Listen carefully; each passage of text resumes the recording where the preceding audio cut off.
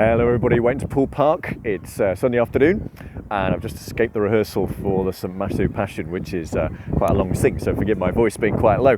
But it was just a reminder that actually we've just spent a couple of hours communicating the story of Easter and given our message this week about communicating our story. I thought it was interesting that, right in the middle of the Passion, what we're singing, there is this phrase which our choir master says, you've got to get right, and it's when the centurion, after seeing Jesus die on the cross, says, truly, this is the Son of God. And it's like a revelation moment.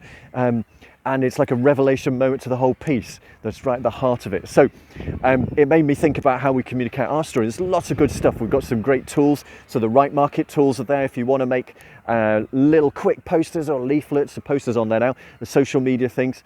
We're going to get some Canva Pro templates out to each of the projects so you can do something a little bit more whizzy.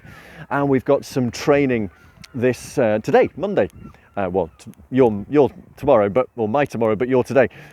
So thanks to Candice and Rob and Ruth for putting that together, and we're going to make sure that each of the project areas gets that social media training so that we can all get to that sort of level where we go, yeah, we're doing as good a job as we possibly can. And it's really bearing fruit. We've almost doubled in the last quarter the number of posts that have gone out on social media.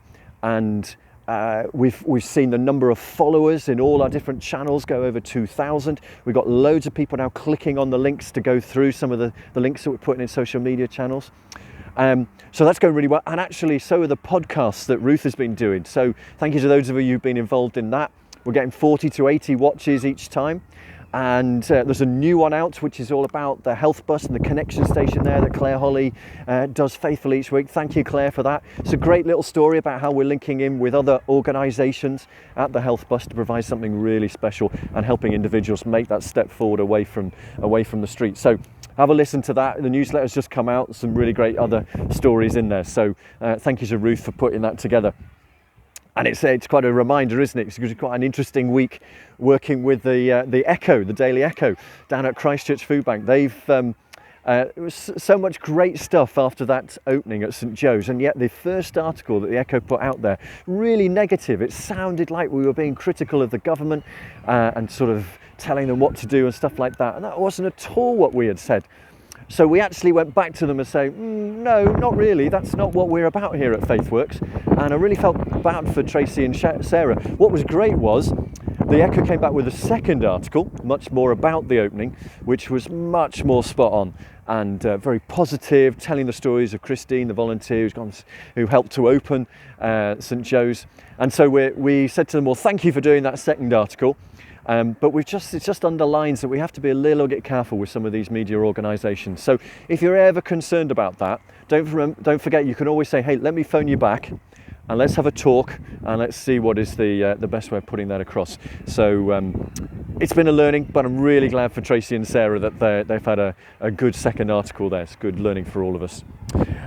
And just another thing, when we turn to about communicating, remember we were saying last week, and I haven't got around to it, so forgive me, about having a space where we can share all the different ideas that people have got about how we help those through this fuel crisis in terms of the cost of living.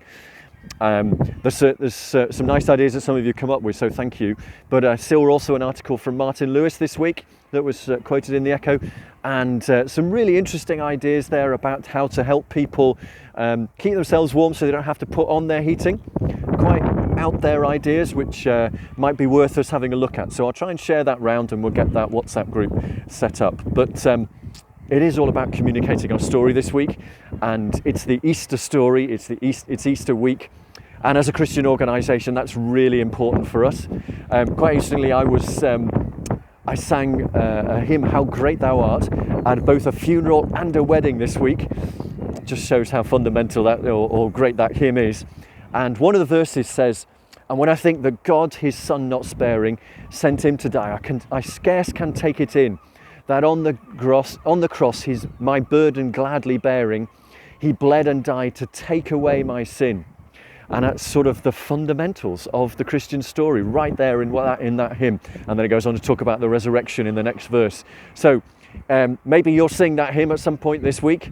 But whatever it is, I am so grateful that as a Christian organisation we have God to help us and to not just give the material help and the relational help and the physical help that you are giving to so many, but we can also offer that spiritual help to say there is a way out through God.